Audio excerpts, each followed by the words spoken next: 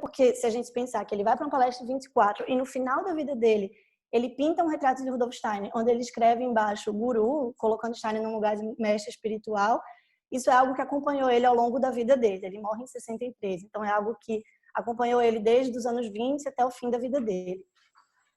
Então, para mim, não era sobre colocar Schuh como um artista antroposófico, mas formar primeiro, num formato acadêmico, uma compreensão objetiva do trabalho de Rudolf Steiner e usar esse corpus teórico para fazer cruzamentos com novos artistas, analisar a postura de Schuh, analisar o processo criativo de Schuh e entender como a antroposofia gerou tantos impulsos culturais e como esses impulsos culturais aparecem na obra de tantos artistas, inclusive na de Schuh Solar. Então, eu queria mostrar para vocês que isso foi realmente um trabalho longo de arquivo. Isso aqui é tudo material do arquivo Schuh Solar, não sei se vocês estão enxergando bem, espero que sim. Porque aqui é um ponto que alguém pode dizer assim, a gente está aqui para falar de antroposofia na academia, mas a investigação dela foi em artes. Em artes é muito fácil, eu quero ver falar de antroposofia em medicina, eu quero ver falar de antroposofia, sei lá, em matemática. E eu concordo, acho que o campo das artes visuais é um campo mais receptivo e um campo mais flexível para receber a antroposofia, mas de jeito nenhum isso não quer dizer que não exista uma certa rigidez para receber algo novo sobre um artista que já é consagrado, que já está consolidado, que já é muito querido nacionalmente. Então, eu também tive medo da minha tese ser refutada, e por mais que minha investigação fosse em artes, eu também não deixa de ser uma investigação científica, que é baseada em evidências, em fato e em leitura de documentação material. Então, apesar de eu ter esses dois fatos que já eram grandes fatos, que Schuh vai na palestra e que Schuh pinta o retrato, eu precisava, antes de tudo, para poder construir a minha hipótese de que ele nutria um interesse especial pela antroposofia, eu precisava, antes de tudo, provar isso. E no arquivo eu tive a sorte de encontrar material suficiente para provar isso. Então, Schuh Solar, ele tinha vários livros de Rudolf Steiner, livros que ele compra na Argentina, já traduzido para o espanhol. Não só isso, como os livros têm marcas de leitura, os livros estão gastos, estão abertos, então prova que ele leu. Schuh tinha folhetos do Goetheano, que eu não sei, nesse ponto ainda não sei quem enviava esses folhetos para ele, onde ele conseguia, porque ele já estava na Argentina.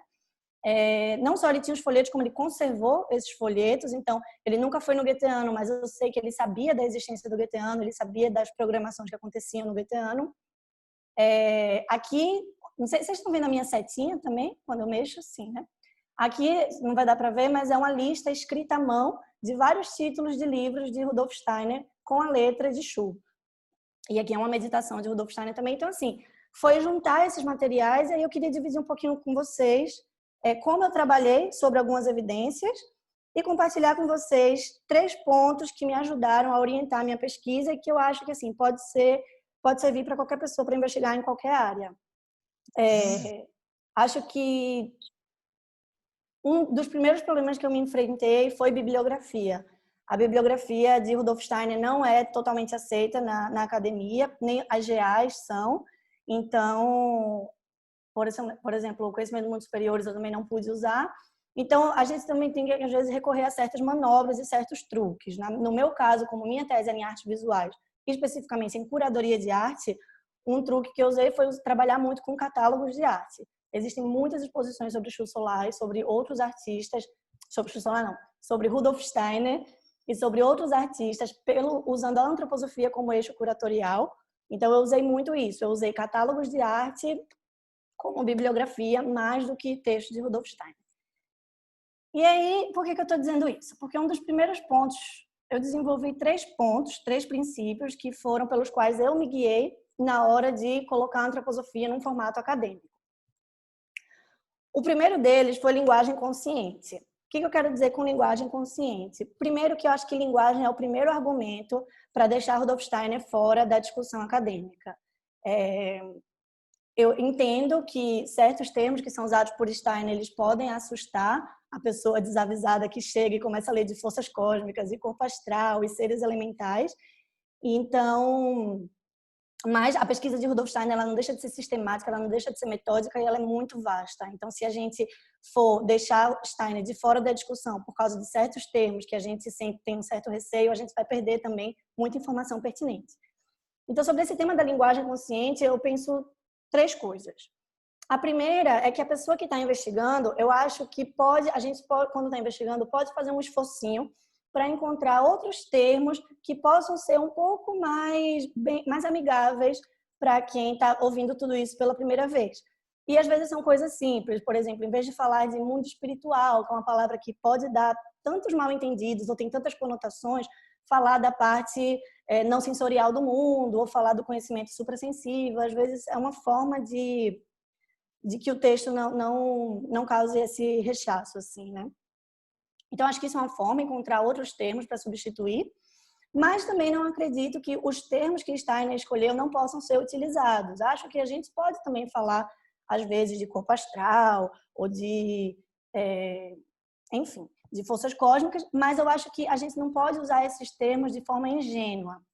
Nas conversas entre a gente, antroposofia, às vezes a gente fala, eu não superei o meu astral ainda, a gente brinca um pouco com isso, mas no texto acadêmico eu acho que a gente tem que ser muito preciso e muito responsável com o que a gente quer falar. Então aqui na imagem eu coloquei imaginação, inspiração e intuição, que foram conceitos que eu trabalhei na minha tese e que eu tive uma dificuldade grande na hora de colocar eles num formato acadêmico, porque assim, a gente pode falar de intuição e isso pode dar um entendimento muito new age do que é intuição. Então, realmente implica um esforço para tornar esse conteúdo acessível e não esvaziar a complexidade que eles têm. Então, esse era o meu segundo ponto sobre linguagem. Outra coisa que eu queria trazer sobre a linguagem consciente, porque eu botei consciente, a gente fala muito de consciência na antroposofia. E eu acho que um verdadeiro ato de consciência também é reconhecer que a antroposofia, alguns textos, estão cheios de tons racistas e colonialistas, eurocentristas subjacentes. E eu acho que é preciso um ato de consciência para, primeiro, reconhecer isso, mas também não parar por aí, né? Eu acho que reconhecer primeiro e depois corrigir a presença desse pensamento racista e colonialista para a gente não seguir perpetuando ideias antigas que possam continuar perpetuando esses preconceitos colonialistas até hoje, né? Eu acho que esse primeiro ato de consciência é reconhecer e depois vem o papel de quem se dedica a escrever ou gerar esse conteúdo, que é corrigir e começar a criar uma narrativa que seja mais atual aos dias de hoje, que seja mais precisa e que seja mais inclusiva. Eu acho que esse trabalho deve ser feito por nós que estamos estudando. Com isso, eu passo para o meu segundo ponto. Falando desse tema, eu queria passar para o meu segundo ponto, que é transparência. Transparência, eu acho que é um conceito que ficou um pouco gasto. A gente já está falando muito de transparência, mas eu quis colocar a transparência no sentido de conceito mesmo de full disclosure, de contar tudo. Então, por exemplo, eu vou trazer uma analogia, assim. Uma pessoa que quer vender uma casa e vai mostrar uma casa para um potencial comprador. Essa pessoa vai mostrar tudo que aquela casa tem de bom, mas ela tem um compromisso e uma responsabilidade com aquele comprador de mostrar também que falhas aquela casa tem, que coisas ali estão quebradas, mas não dá para ver, que coisa pode ser simples agora, mas pode dar um problema lá no futuro. Então, para mim, essa ideia de transparência, de contar tudo, significa que, às vezes, a gente tem que tratar de temas que podem ser um pouco polêmicos ou desagradáveis, mas a gente tem um compromisso de trazer eles à tona. Acho que é super importante nesse tópico da transparência, quando a gente está escrevendo de forma científica, não deixar de reconhecer as inconsistências, as incoerências, as ambiguidades que realmente existem dentro do movimento antroposófico como um todo. Acho que não tem problema nenhum nisso. Acho que o problema é se a gente não se debruçar sobre esses temas com uma postura científica. Então, acho que nessa questão da transparência, de mostrar tudo que a casa tem de bom, mas mostrar também tudo que a casa tem de ruim, que pode dar um probleminha, a gente tem que assumir um tom realmente acadêmico, que é de responsabilidade na hora de passar a informação completa para quem vai receber e mostrar todos os fatos. E usar eles de forma com um tom objetivo. Eu realmente considero que não há problema em criticar Rudolf Steiner. Críticas sobre Rudolf Steiner existem desde sempre, não é nenhuma novidade. E aí eu queria mostrar um caso que aconteceu na minha tese. que é o caso de Paul Klee. Paul Klee foi um pintor que Chu Solar, o artista que eu estava estudando, se nutriu muito das ideias de Klee. Inclusive, na Argentina, tem uma narrativa, assim, que é também bastante colonialista, de que, tipo, Chu Solar é o Paul Klee argentino. Então, eu precisava usar Klee na minha tese, porque eles conversam muito. E eu sabia que Klee tinha entrado em contato com Rudolf Steiner, com a antroposofia. O que eu fui descobrindo enquanto eu estava investigando é que Klee nunca teve muita paciência para a antroposofia. Inclusive, ele nunca engoliu totalmente tudo. E aí eu trouxe alguns fragmentos. Eu coloquei em inglês, gente, só por uma questão do que a fonte que eu estou citando aqui é em inglês. Então, eu quis colocar realmente o texto original, para não colocar uma fonte e botar uma tradução que não é oficial. Então, em uma carta, se referindo à antroposofia, Klee se refere à antroposofia como algo falso ou uma obra para se auto-enganar, uma obra de auto-engano. E depois, nos diários dele, depois de ir para uma palestra de Rudolf Steiner, ele escreve no diário que a noite estava linda, mas que foi muito Rudolf Steiner para ele. E que ele continua sozinho, um solteiro espiritual. Ele continua sozinho nessa busca espiritual dele. Ou seja, ele vai para a palestra de Rudolf Steiner e aquilo também não convence ele. Em outra entrada do diário dele, mais tarde, ele escreve que está lendo um livro de Rudolf Steiner e ele demonstra uma certa impaciência, dizendo assim, se ao menos ele dissesse de forma mais breve, se ele escrevesse tudo isso em 10 páginas. Então, assim, por que eu estou trazendo esse tom debochado de Klee e de rejeição até da antroposofia? Porque o fato de que Klee seja crítico a Rudolf Steiner e o fato de que Klee não compre de todas as ideias de Rudolf Steiner não me impediu de me debruçar sobre Paul Klee e de usar essa informação na minha tese. O próprio fato de Klee ir para a palestra de Rudolf Steiner me mostra algo que ele estava buscando. O próprio fato dele sentar para ler um livro e tentar entender o que Steiner está falando me mostra que ele parou para estudar aquilo. E também, por mais que ele negue categoricamente que ele não tenha paciência ou que ele tenha antipatia, seja por qual for o motivo, não quer dizer que ideias de Rudolf Steiner não se filtraram na obra de Paul Klee. Não quer dizer que eu não posso usar a antroposofia para ler alguns símbolos. Então, por exemplo, o que eu falo de filtração? Klee era muito amigo de Kandinsky. Kandinsky, sim, nutria uma grande admiração por Rudolf Steiner. Klee admirava muito Christian Morgenstern, que é um poeta que dedica um livro de aforismos para Rudolf Steiner. Então, por mais que Klee negasse o que a antroposofia trazia, ele estava em contato com essas ideias que vinham filtradas para ele de outro modo. Então, isso também não me impede. E, além de tudo isso, outra forma científica que eu usei esses fatos de Klee era de saber onde o nome de Rudolf Steiner estava circulando. Isso me dá uma ideia de por onde o nome dele circulava. Klee devia falar disso com os amigos dele. Então, isso é super importante porque isso me ajuda a colocar Rudolf Steiner no contexto da história da arte, nessa história da arte com letra maiúscula, no contexto da história da arte institucionalizada. A partir desse momento que eu consigo inserir ele nesse lugar, que Paul Klee está falando dele, que Kandinsky está falando dele, ele começa a pertencer a um certo imaginário, a um círculo artístico que já está legitimado dentro da história da arte. E isso também me ajudou a construir a minha dissertação. E aí, nesse tom de falar sobre essa conversa e dos círculos que Rudolf Steiner estava inserido, eu queria trazer o meu terceiro ponto, que é diálogo. Existe uma tendência, pelo menos eu vejo na antroposofia, uma tendência a um pensamento unilateral. O que eu quero dizer com isso? Tudo que acontece é visto através das lentes da antroposofia. Todos os fenômenos são lidos a partir de Rudolf Steiner. Rudolf Steiner é a última palavra para tudo. E eu realmente compreendo isso, porque eu acho que Rudolf Steiner ele é incomparável, ele é o único em muitos sentidos, e eu acredito que ele foi um verdadeiro pioneiro. Mas eu acho que essa tendência, esse pensamento unilateral, ele tende a levar a gente a colocar Steiner num lugar de isolamento, que é o que vai dificultar essa entrada na academia. E esse isolamento também ele é uma coisa ruim porque é o que vai levar para dogmatismo. Então, eu queria trazer 2 pontos aqui. O primeiro, nessa questão do diálogo, é que lembrar que Rudolf Steiner não era um pensador solitário, ele não estava sozinho, ele não estava falando sozinho. Ele estava conversando com muitas coisas que estavam acontecendo no seu tempo. E aí eu queria trazer um outro material de arquivo, que está no arquivo do Goetheano, que aqui, o que a gente tem aqui? A gente tem um folheto de uma galeria de arte. Nesse folheto, está anunciando, vocês estão vendo o mouse, que no dia 5 de maio vai ter uma palestra de Rudolf Steiner, que ele vai falar sobre a origem da fantasia artística e a origem do conhecimento suprassensível, alguma coisa assim. E no verso desse folheto, está falando que enquanto isso estiver acontecendo, na sala 1 está acontecendo uma exposição de arte chamada Graphique, e que quem temos nessa exposição? Ninguém menos que Kandinsky, Paul Klee e Franz Marc, os principais referências do expressionismo alemão. Por que eu trago isso? Eu trago para mostrar assim, como trabalhar com alguns documentos.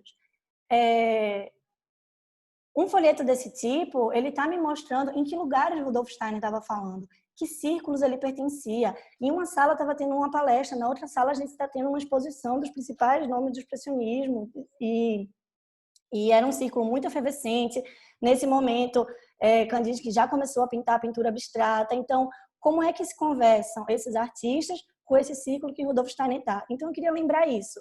Steiner não estava só, Steiner não estava falando sozinho, Steiner não estava falando só para quem pensava como ele estava muito inserido em todo um contexto cultural que é muito relevante na hora da gente trazer para uma investigação em artes ou em qualquer outra disciplina.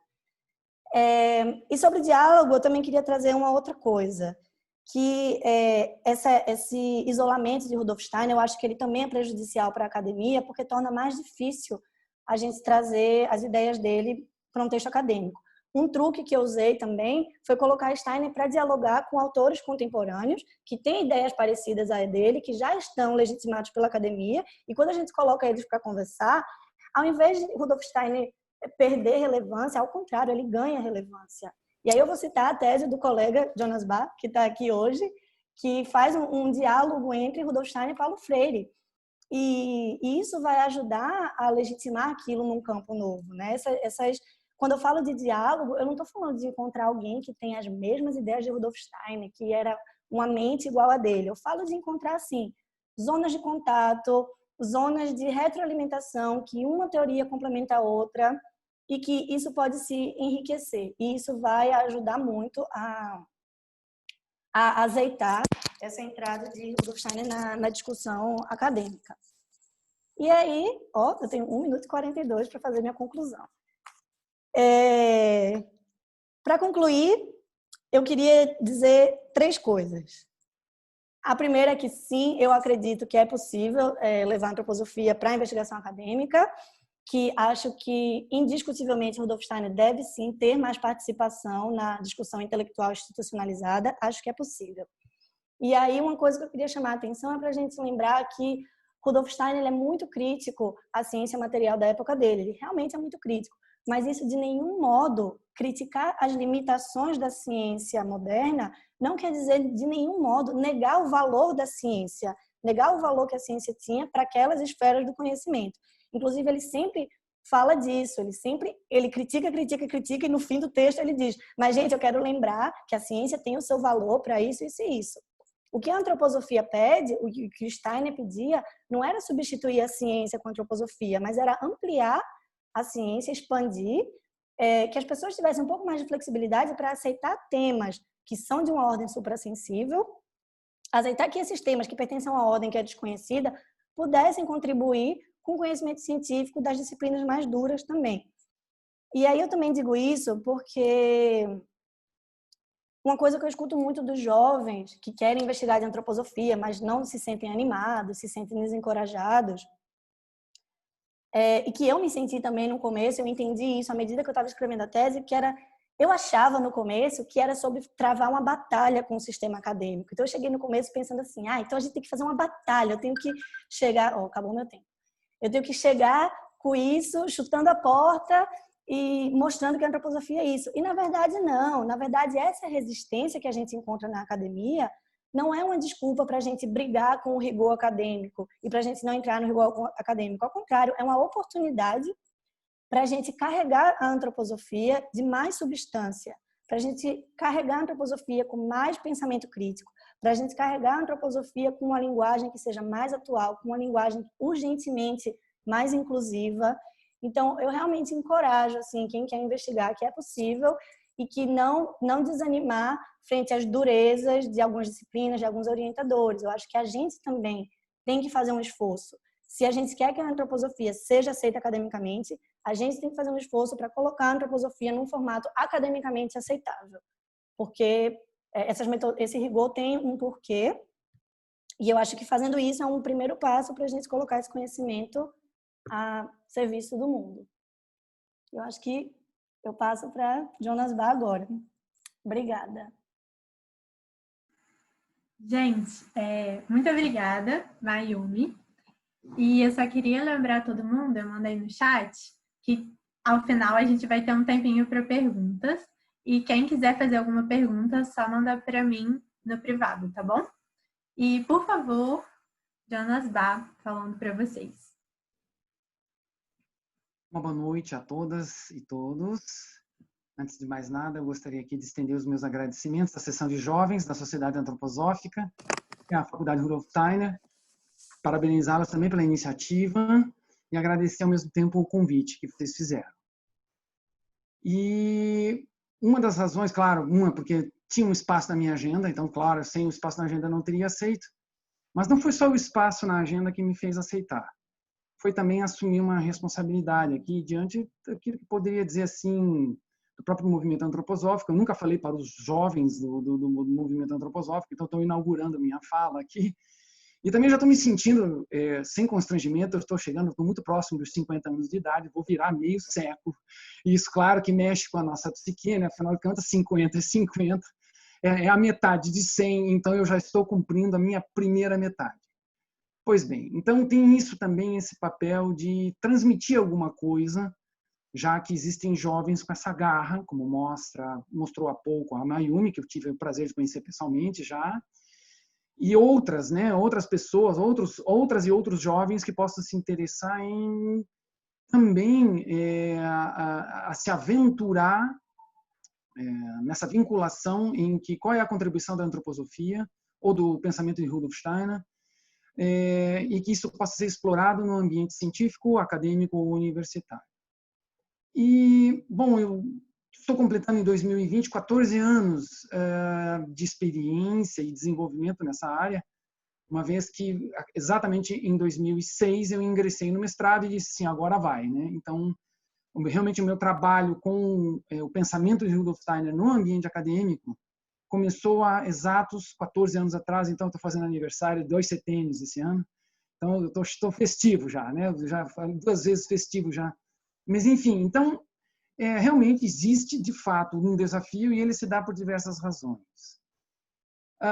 Bom, a linguagem do Steiner não é uma linguagem acessível e não é acessível para ninguém.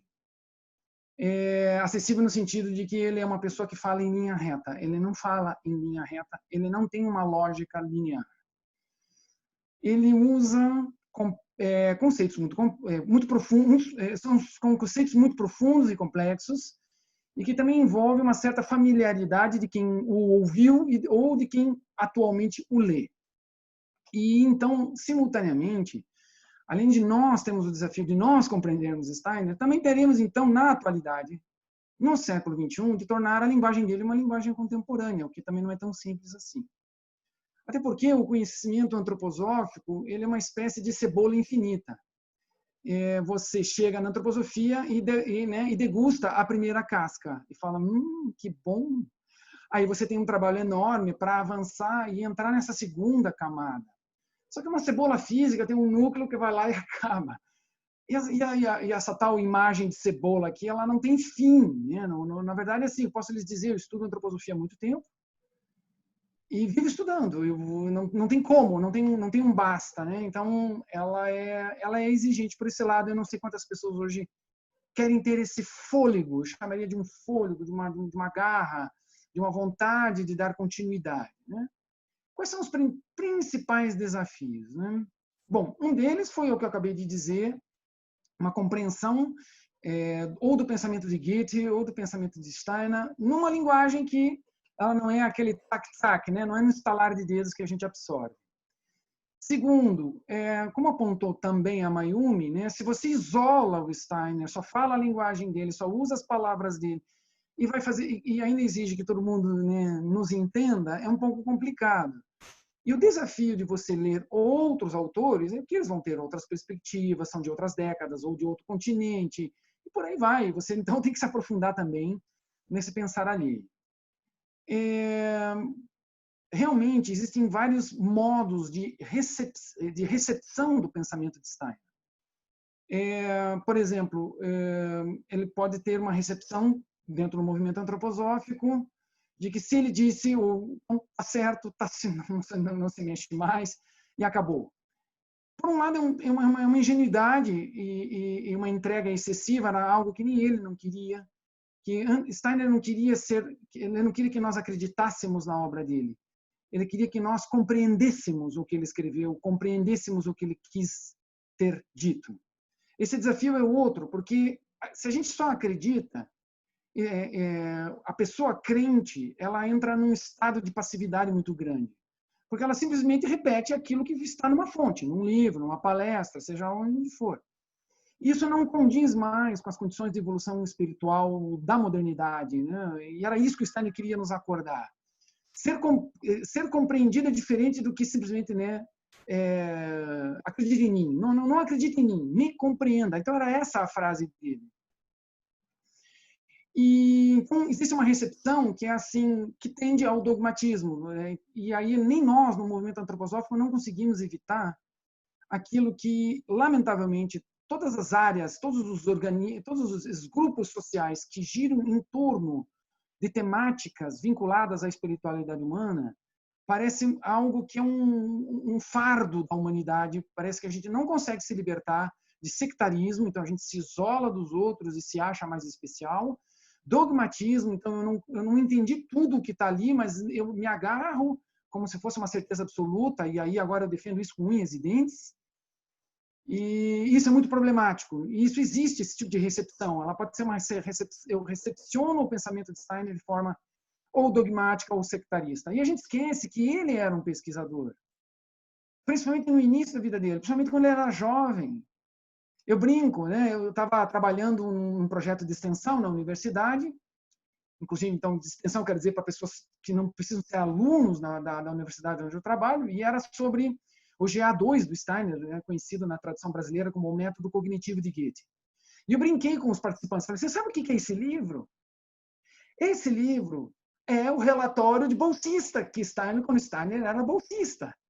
Na linguagem do século XXI, é isso, ele ganhou bolsa, e com a bolsa ele estudou, ele compilou as obras de Goethe. Então, o GA1 é resultado da época que ele era bolsista, e o GA2 também. Só que isso, né, é uma linguagem do século XXI. Então, olha só nós aqui estudando no ano 2020 o relatório do processo de pesquisa como bolsista. Então, ele era um pesquisador. Posso lhes provar de uma outra maneira. Mais tarde, quando ele deu início à sua teoria dos sentidos, ele não começou sabendo dos 12 sentidos. E se você acompanha o que o Steiner fez em 1905, 1908, 1912, e vem vindo, até chegar ali um pouco antes do fim da vida, ele vai corrigindo a ele mesmo. Não porque não tem como você fazer ciência e você ser perfeito desde o ponto de partida, no meio e no fim. Então, Steiner era alguém que corrigia a si próprio. Além de, eu vou reafirmar o que a Mayumi acabou de apresentar, se alguém conhece Steiner, então, de fato, não tem como negar, ele era uma pessoa dialógica, que intercambiava com todos os intelectuais do seu tempo. Se ele estava no século XIX, ele viveu o século XIX. Se ele estava no início do XX, ele viveu esse início do XX. Eu me admiro como é que ele, com aquele programa de palestras que ele tinha, a partir de 1920, Escola Waldorf inaugurada, início dos processos Coita-Wegman para a inauguração da medicina antroposófica, não parou mais. Como é que ele teve tempo para ler Jung?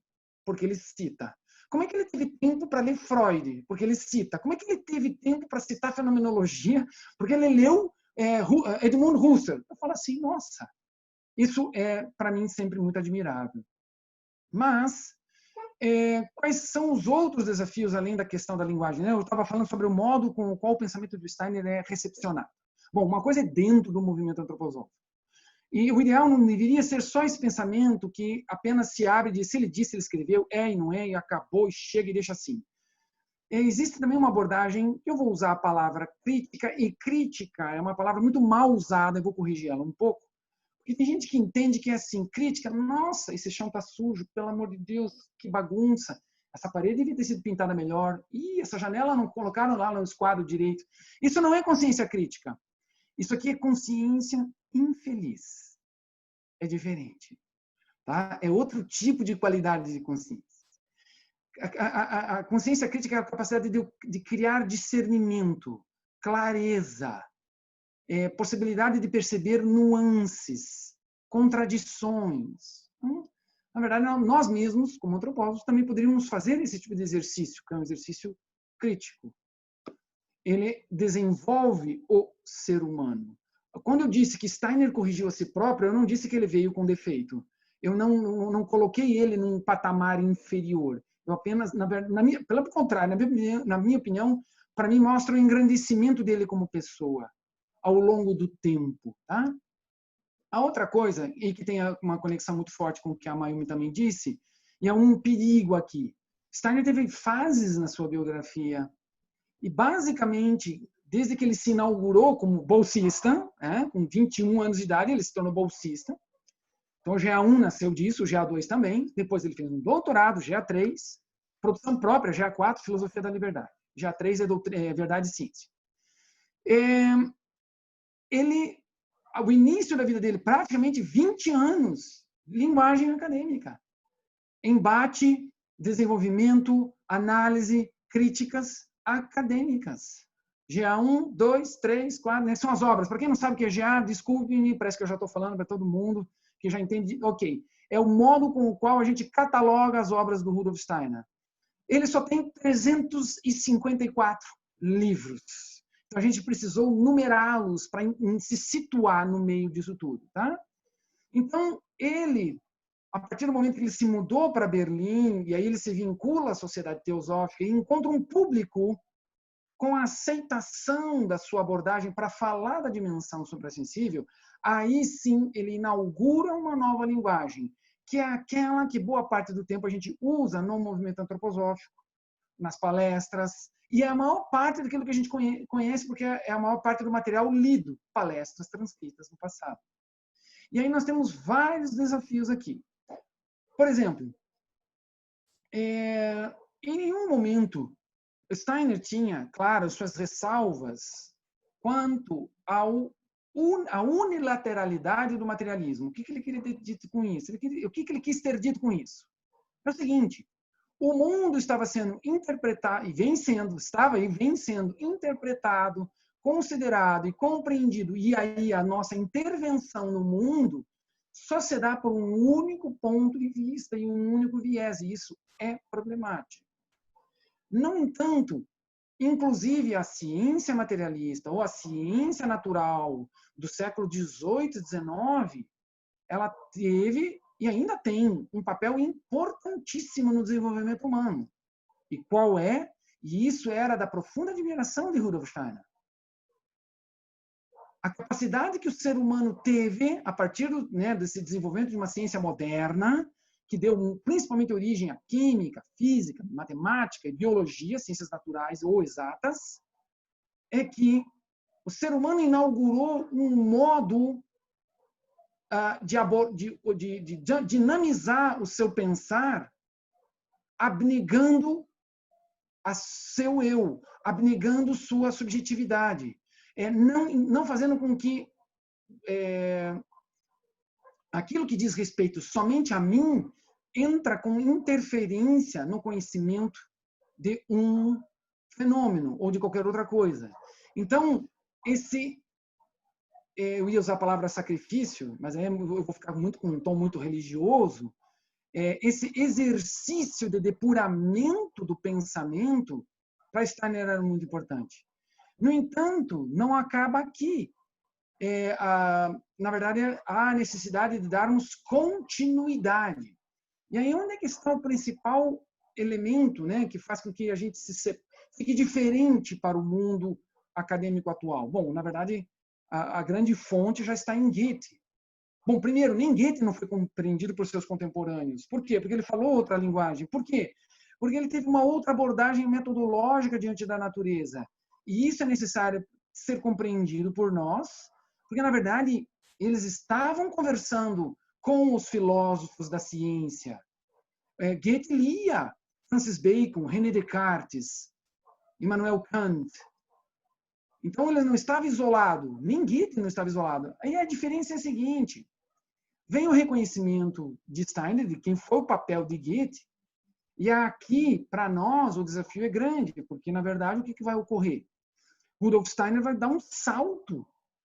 Ele vai pegar como base a obra do Goethe, a abordagem científica de Goethe, principalmente aplicada praticamente nas ciências naturais, e vai fazer esse salto metodológico e epistemológico para as ciências humanas, onde é tudo muito mais difícil.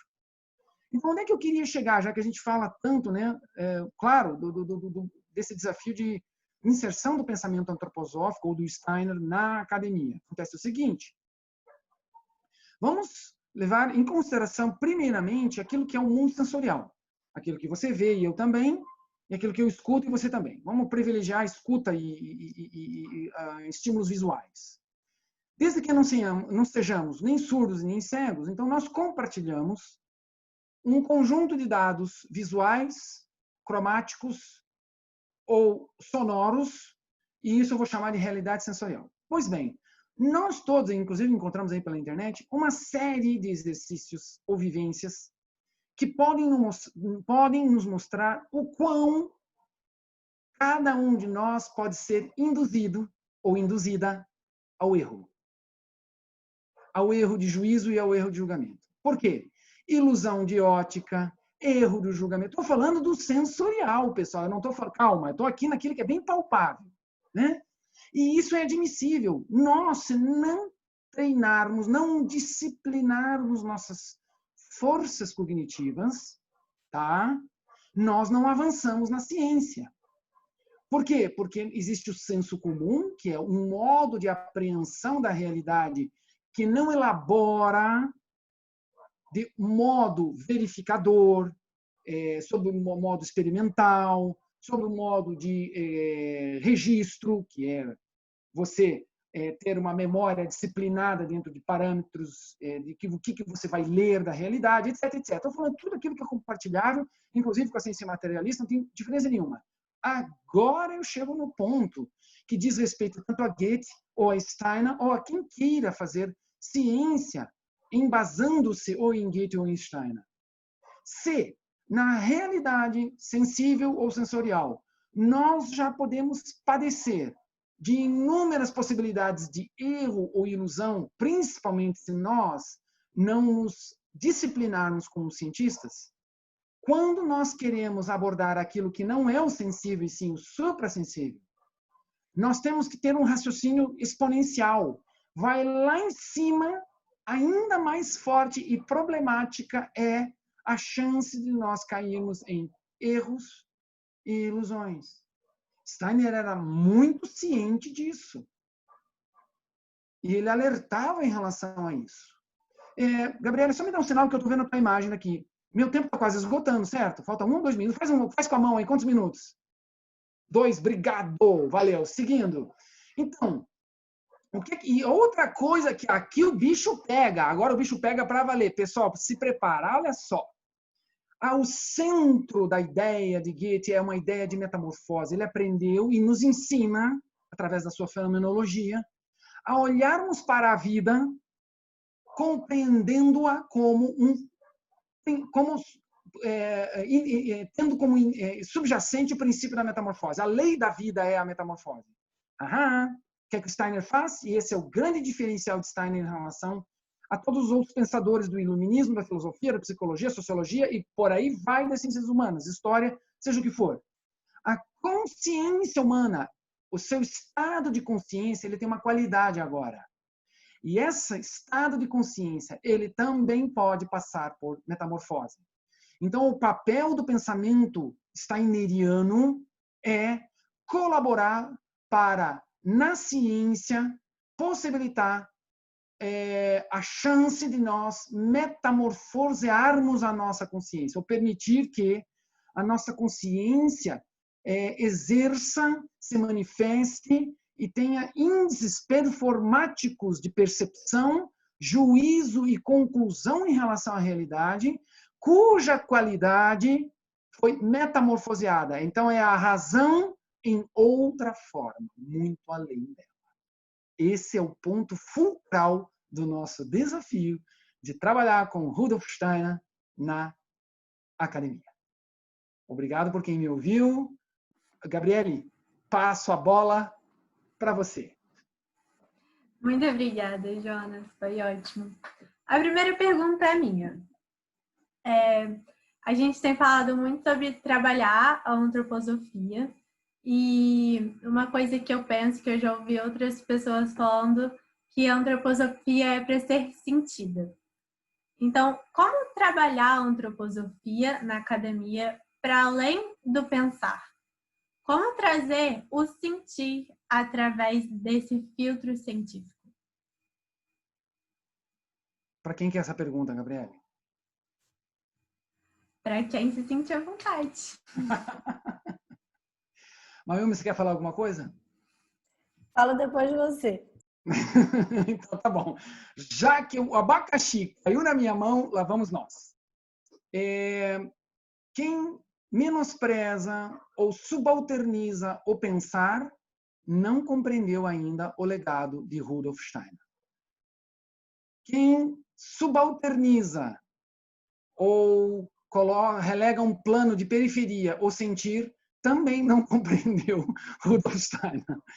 Tá? Não compreendeu. Então tá. Ambos são importantes. Tá? Ambos. Só um não basta. Ambos são importantes. Tá?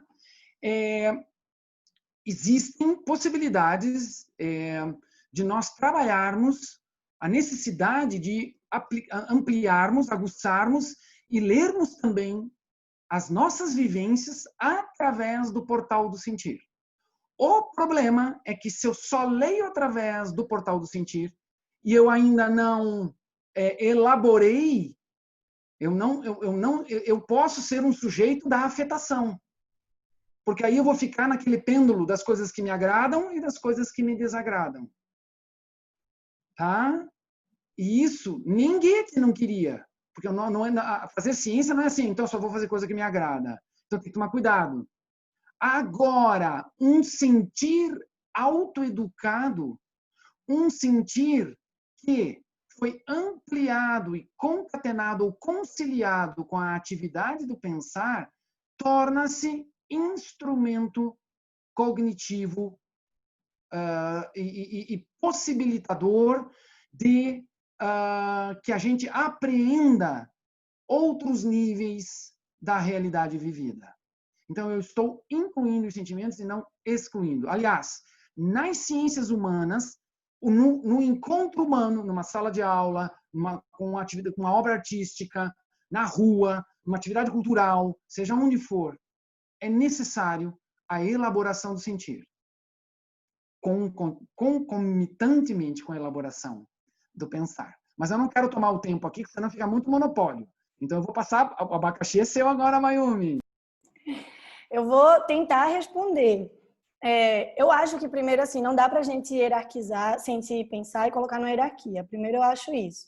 Segundo, que não é um pensar e pronto. São modos cognitivos que têm vários degraus e várias nuances e vários aspectos. Eu acho que quando a gente fala desse pensar na academia, esse pensar da academia que a gente tem uma rejeiçãozinha, a gente está falando de um pensar muito instrumental. E eu não acho que o conhecimento que é produzido nas universidades e nos estudos acadêmicos se resume a isso, se resume a um pensar instrumental. Eu acho que, não sei se eu vou saber colocar isso em palavras, mas eu acho que todo mundo já deve ter tido a experiência de ter tido uma aula ou ter lido um livro que você identifica um pensamento vivo, realmente. Você vê uma professora, um professor que está transmitindo aquela ideia naquele momento, não está só repetindo um pensamento morto.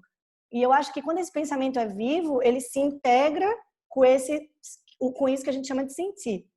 Pelo menos, assim, eu senti muito isso enquanto escrevia minha tese. Não se resume a um pensar instrumental, que a gente precisa, às vezes, desse pensar instrumental para colocar as coisas no formato APA e tal, mas acho que não se resume a isso, eu acho que as duas coisas se integram. Muito obrigada, gente. Desculpa de primeiro, assim, lançar esse abacaxizão. Então, vou fazer umas perguntas que o Edgar Alves mandou. A primeira é direcionada para Mayumi. Então, ele fala assim: não entendi bem o que se sugere como corrigir conteúdos antroposóficos. Edgar, eu acho que eu falei muito rápido, Edgar. Na verdade, o que eu quis falar foi corrigir a presença do pensamento eurocentrista e colonialista que de fato existe, por exemplo, na concepção de Steiner do ser humano, nessa concepção da evolução cultural. Eu quis dizer corrigir essas ideias e corrigir termos, isso nem falar, né? Tem livros que fala de selvagem, povos primitivos, corrigir isso para mim também já é um tema, mas eu quis dizer mais de corrigir a presença desse pensamento, não era corrigir nenhuma ideia pontual. Não sei se isso responde. A outra pergunta que ele fez é: levar a antroposofia à academia se restringe a levar Rudolf Steiner? Há algo mais que Steiner na antroposofia a ser levado à academia? É para mim essa, Gabriele? Por favor, Jonas. Tá. Um abraço, Edgar. Tudo de bom para você? Olha aí, ó, estamos juntos. Não se reduz nem a Goethe e não se reduz a Steiner. Aliás, eu tive o privilégio de conhecer muitos e muitos antropósofos, inclusive os que estão atuantes hoje. Então, assim, de nomes, né? A obra de um Wolfgang Schad, professor ele é biólogo, professor na Wittenherdecke Universität na Alemanha, espetacular a obra dele, né? Christoph Höck, um outro também da área da biologia, ele trabalha com microbiologia. Está também com obras que a compara Goethe, Darwin e Steiner na questão da evolução. Um espetáculo de obra. Herbert Winkelmann deu continuidade à obra filosófica do Steiner. Eu acho uma maravilha. Carl Unger era o braço direito de Rudolf Steiner. Tem uma obra exemplar. Ita Wegman, Marie Steiner, Ilma af Klint, né? Agora a ala das mulheres, né? A Vrede, esqueci, acho que é Elisabeth Vrede, também muito bom. Eugen Kolisko, médico antroposófico, excelente.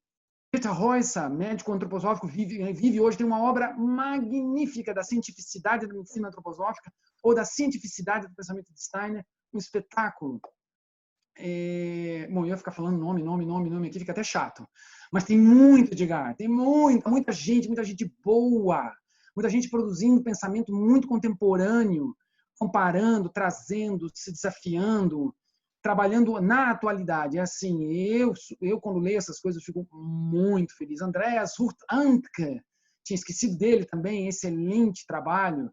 Enfim, mulheres e homens aí se desenvolvendo e desenvolvendo o pensamento antroposófico em meios distintos, porque eu citei aqui, pode ser tanto na área de ciências humanas quanto na área de ciências naturais. Muito obrigada, Jonas. Posso fazer mais uma para você?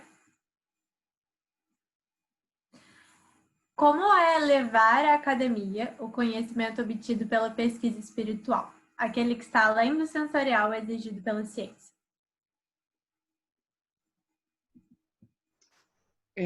Antes de mais nada, na verdade, assim, para trazer no âmbito acadêmico, nós precisamos ter muito discernimento de qual é o nosso conceito do que é espírito e do qual é o nosso conceito daquilo que não é matéria, então, tá? Já começa por aqui. Então, o espírito tem 3 conceitos, todos vêm do grego: nous, logos, pneuma. Então, nós temos que saber qual desses nós estamos trabalhando. Como trabalhar esses conceitos e elaborá-los de forma que encontre um desenvolvimento do seu pensamento. Pois bem, existem pessoas que estão avançando nesse tema que alguém, não sei quem que me perguntou. Sim, poucas, sim. poucas, mas existem. O grande desafio aqui não é um impeditivo das pessoas desenvolverem isso. A questão é como tornar isso compartilhável e compreensível. Então, existe esse grau de desafio. Ou seja, ainda é um número diminuto. Eu posso, então, só agregar de uma outra maneira. O que nós estamos passando é aquilo pelo qual toda a ciência passa também, que é uma questão de historicidade. Quando nasceu a psicologia no século XIX, ela sofreu muito preconceito, a psicologia. As pessoas achavam que aquilo ali era coisa de diletante, coisa de gente que não tinha que fazer. Então, ela levou muitas décadas para ser aceita. Nós compartilharmos e desenvolvermos em experiências que não se limitam ao nível sensorial, elas, digamos, são poucas e o desafio é grande para tornar isso compreensível na contemporaneidade.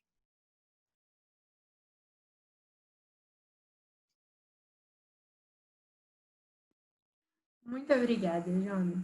Eu vou fazer agora uma outra pergunta que veio, e aí eu vou pedir para a Mayumi começar a responder. Foi uma pergunta da Júlia Peixoto, e ela perguntou se vocês identificam certa prepotência daqueles que simpatizam com a antroposofia e desejam inseri-la na academia. Esse dogmatismo, essa posse irrefutável da verdade, pode ser um impedimento para conseguirmos avançar nesse campo?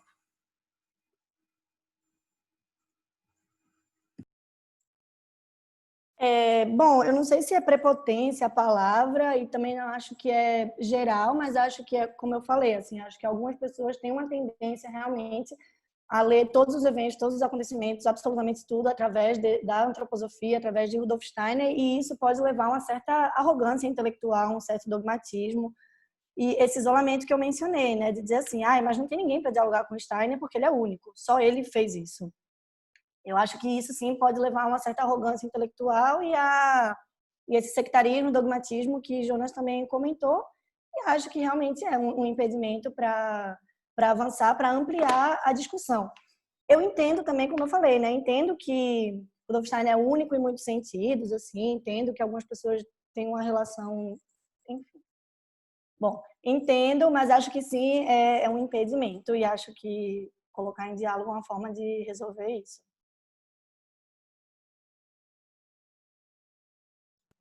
Quer comentar, Jonas? Então, posso responder uma coisa. Olha só, se a gente vai... Existe o seguinte, existe como Steiner se colocou, ou porque escreveu, ou porque falou.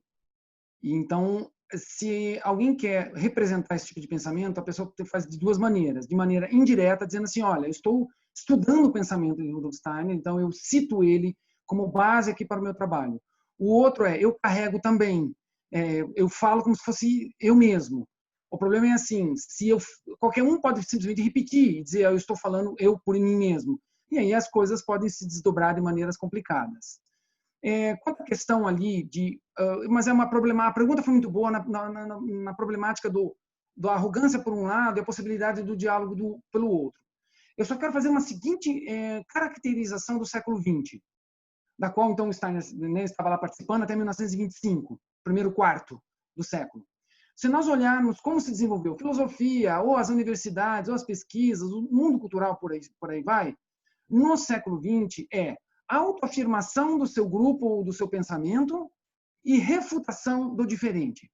Se você vai ler behaviorismo, como é que o Skinner lida com a psicanálise do Freud, é guerra total.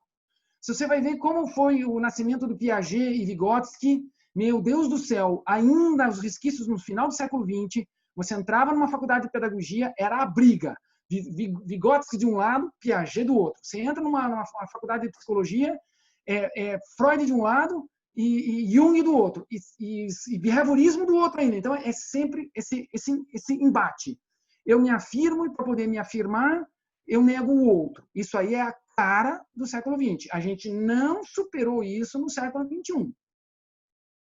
A característica do século XXI é que existem alguns grupos e algumas pessoas que tem a seguinte postura: nossa, você é diferente de mim e eu sou diferente de você, ou nós, né? Eu ou nós. Vamos conversar? Vamos dialogar? Eu quero te conhecer. Você quer me conhecer? Você quer saber como é que eu penso? Ó, eu penso assim. Como é que você pensa? Como é que você usa esse conceito? Então, surgiu no século... Não estou falando que está todo mundo com essa postura dialógica, não disse isso, tá? Mas existe. E não existia no século XX, por isso eu estou caracterizando isso o século XXI. Nós já estamos quase, né, no primeiro quarto, né? Então, essa é a cara do século XXI. Todo mundo abraçou essa postura de dialogar? Não. Então, tem gente que assume uma rigidez, que aí pode desdobrar naquela palavra, ou arrogância, empáfia, sei lá mais o que, dogmatismo, etc, etc, etc. Tem vários tipos de dogmatismo. Filosófico, religioso, né, de escola, de filosofia, e tem vários. Acadêmico também tem. Então, tem vários lugares por aí, esse problema.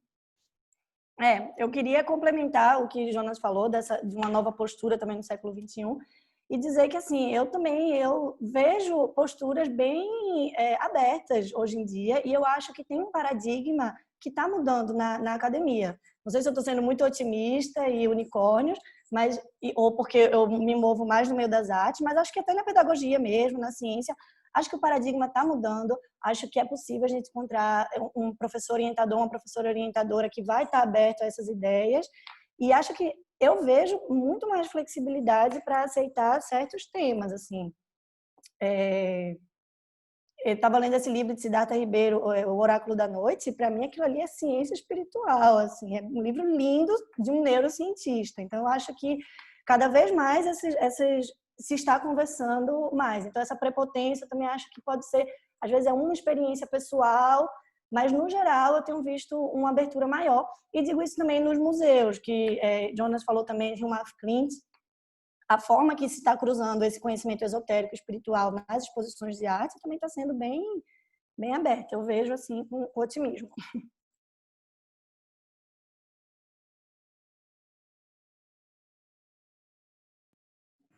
Alguém mais tem alguma pergunta? Das perguntas que me mandaram, já respondemos todas. Sei se alguém ainda, 45 do segundo tempo, quiser mandar mais alguma coisinha. Ó, chegou. Uma pergunta para o Jonas. Vocês falaram sobre o risco do dogmatismo e do sectarismo na antroposofia. Vocês consideram que isso é assim mesmo? Do Sebastião.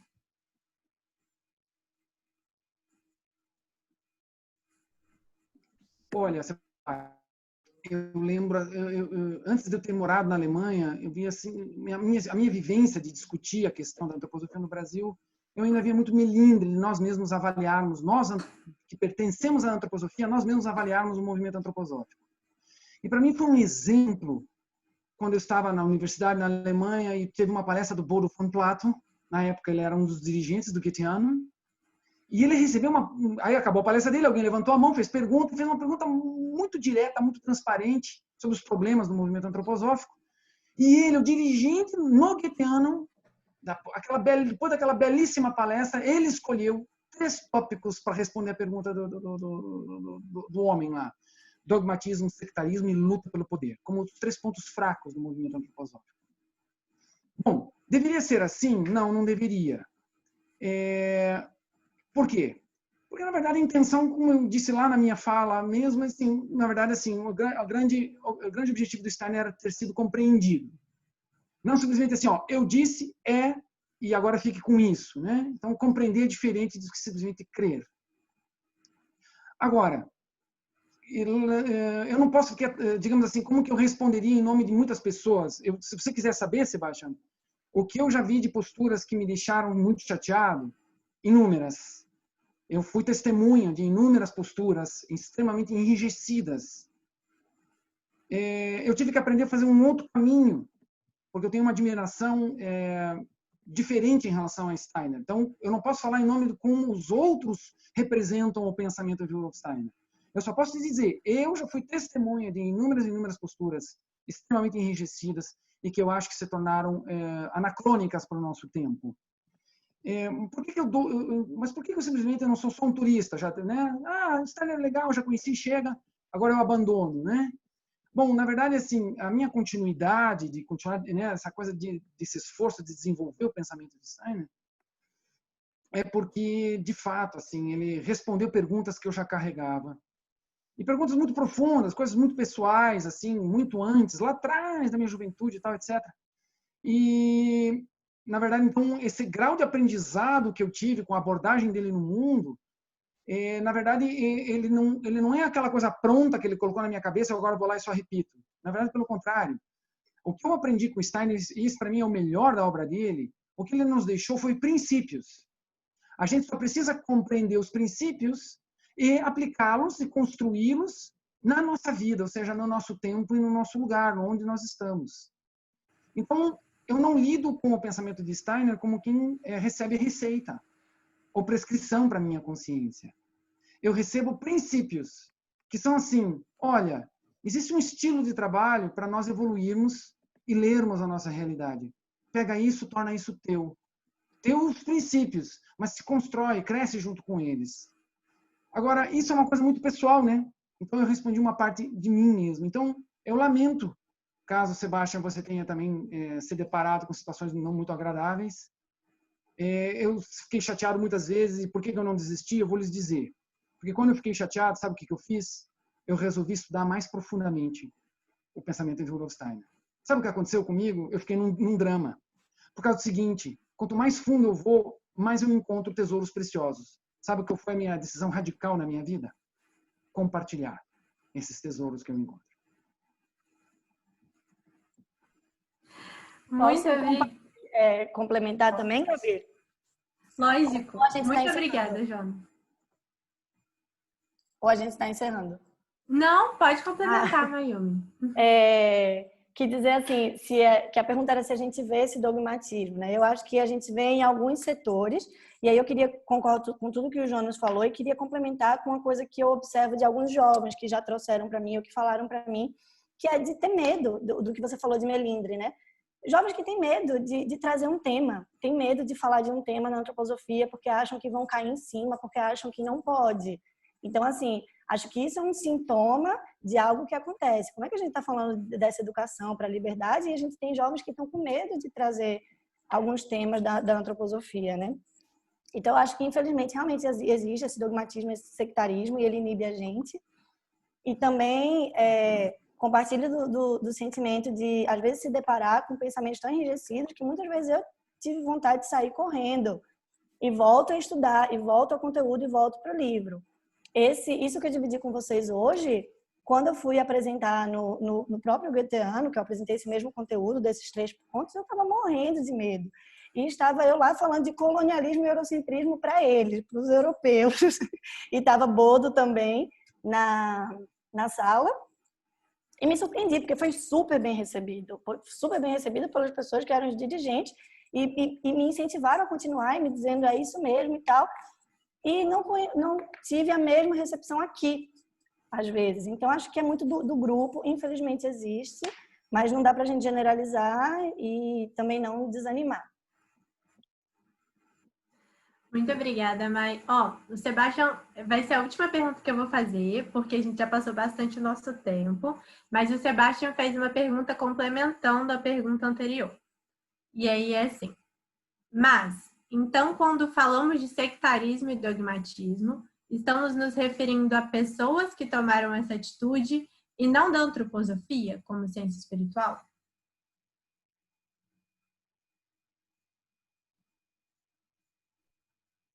Steiner sempre foi dialógico.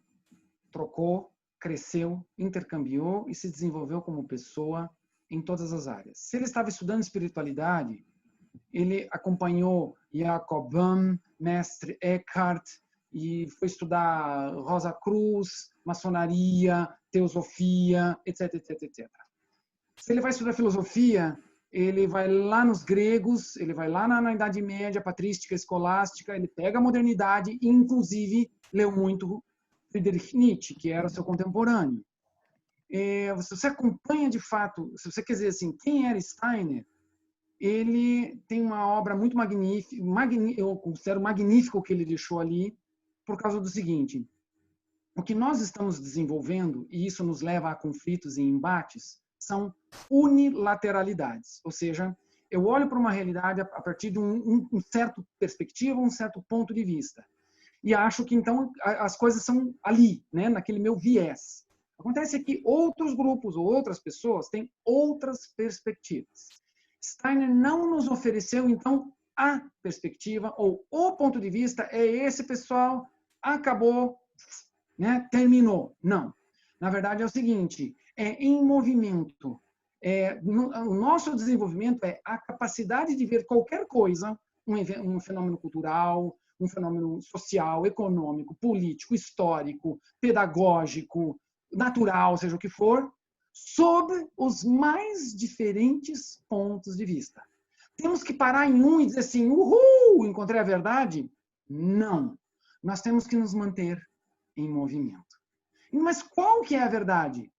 Todos eles. Ótimo, Jonas. Ótimo, muito obrigada. Você quer complementar, Mayumi? Só dizer que é isso mesmo. O conhecimento não é estanque. Acho que a antroposofia diz justamente isso. Nada desse conhecimento é estanque, está metamorfoseando o tempo todo. Então, só complementar isso. Jonas, depois da sua fala sobre os outros autores que complementam a antroposofia, que escreveram sobre a antroposofia além do Steiner, veio um pedido no chat para que a gente passe esses nomes. Então, depois, se você puder escrever os vários nomes que você falou, eu agradeceria, por favor. E eu queria agradecer muito a vocês. Nosso webinar foi ótimo. Vocês dois falaram muito bem. Deu para tirar várias dúvidas. E é um tema que eu sou universitária atualmente e estou tentando levar a antroposofia para minha não, né? Mas para a universidade que eu estudo, que é a Federal de Juiz de Fora. E é uma missão sempre. Então, vocês estão aqui, sim, nutrindo esse sentimento que está em mim, eu acredito que está em várias pessoas que estão aqui com a gente hoje, de que é possível. Muito obrigada mesmo. Boa noite, gente, a todos que participaram também. Obrigada. Muito obrigada pela presença. Obrigada, Gabi. Obrigada, Melanie. Obrigada, Jonas. Pessoal. Obrigado pela presença de todo mundo. Boa noite. Boa noite. Obrigada, sessão de jovens. Obrigada, Jonas. Estejam conosco nos outros webinários, toda terça-feira, às 19 horas, sempre com assuntos relativos à educação, assuntos pedagógicos, assuntos filosóficos, aquilo que pode ajudar o pedagogo a estar em constante movimento, não cair em polaridades apenas, mas ver vários caminhos aí possíveis para a educação e para esse caminho filosófico que a gente precisa desenvolver na vida. Então, estejam conosco, é um prazer ter tido aqui o pessoal da sessão de jovens e o Jonas, nosso grande conselheiro aqui na nossa faculdade Rudolf Steiner. Boa noite a todos, muito obrigada. Para quem quiser conhecer um pouquinho mais sobre a sessão de jovens e quiser acompanhar a gente nas redes sociais, a gente enviou, a Laila enviou para a gente o link aqui no chat, e também a gente tem um grupo informativo no WhatsApp, sempre que a gente faz algum evento, webinar, todo mês a gente manda lá o link para vocês participarem. Boa noite, gente. Boa noite, obrigada. Tchau.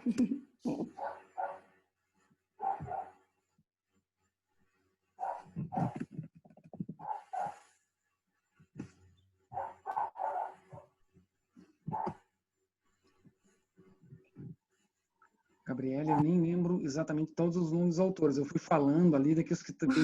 Mas como é que você vai passar para a pessoa que te perguntou? Karl Unger. Unger, como é que você vai passar para quem te perguntou? Foi a Eu acho que ela está aqui ainda. Ó. Foi a Leca. Ela está aqui ainda. Uhum. A Leca? A Leca Cavani. Isso. Karl Unger, Marie von Steiner, você falou, eu vou escrever alguns também aqui. Eu estou lembrando aqui também. Steiner. Estou escrevendo lá Rita também. Weigmann, a Elizabeth. Você falou do Christoph Rück? Já coloquei ali, coloquei ali. Eu vou até salvar tudo isso. Que mais? Wolfgang Schatz, caramba.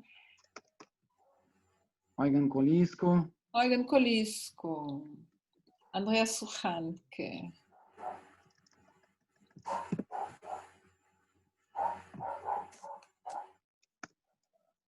Estou tentando lembrar. Ah, lembrei aqui, mais um. Como escreve o Rück, do Christoph? H-U-E-C-K. Rück. Ah, estou lendo uma tese de doutorado defendida na Sorbonne, Paris 8. Um espetáculo. Vou escrever o nome dele aqui. Michel Joseph. Nossa, Melanie, olha, eu estou adorando Michel Joseph. Pena que eu não tenho a tese dele inteira, porque eu não achei. Eu achei um capítulo, mas é um capítulo que ele vai lidar com filosofia da liberdade e trimembração do organismo social. Em Muito francês, bom. Isso? Em francês, Oh, mon Dieu. Eu tive a sorte de ter feito em francês instrumental, então isso me quebra um galho enorme. E hoje, também, com a tecnologia, a gente, nossa, dá uma acelerada, sabe? Porque aí você está na dúvida, sabe? Não é uma língua tão longe, por exemplo, se fazer isso com o alemão já não funciona, né? É tão engraçado quando você põe textos do Steiner no Google para traduzir. E aí aparece assim, porque realidade do espiritual mundo, espírito... O Google surta. Coitado do Google. O Google não consegue entender o Rudolf Steiner, mas tudo bem. Não consegue. Você já leu o Felipe Toni, alguma coisa? Um brasileiro que está lá na seção das ciências naturais. Muito lindo. Ele tem alguma coisa escrito? João Felipe Toni, já tem coisa escrita dele também. Aqui no Brasil, não? Não, em inglês. Ele fez, eu acho que, doutorado em Edinburgh agora, acho que já terminou. E tem toda uma pesquisa aí com plantas muito bonita, com o visco, com diferentes tipos de viscos, onde o visco se parasita, ações então específicas desse visco em pacientes de câncer. A Gabriela Sol é uma das pessoas que faz parte da comissão que planeja o webinar todo mês. E quando a gente sentou e falou assim, vamos trazer esse tema. E aí falamos, quem a gente vai chamar, né? E um dos nomes que a Sol sugeriu foi o João Felipe Toni. Eu já convidei ele para fazer o webinar, mas é que é muito tarde lá. Ele falou, não dá para mim, é muito meia-noite, 1h, fica tão complicado. Mas é muito legal, ele já deu algumas palestras na faculdade. Jonas, gosto muito do João Felipe. Cara incrível. Mas, meninas, parabéns, hein? Adorei. Ano que vem, acho que não vai ter agora em dezembro, né? Mas ano que vem, vamos lá. Fevereiro, recomeçamos. Vamos sim.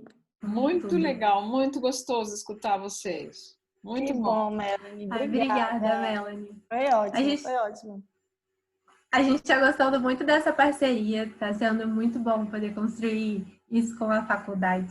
Já tinha um tempo que a gente pensava, né, Mayumi, lá dentro da sessão, em como estreitar os laços. Nossa! E está sendo uma ótima oportunidade.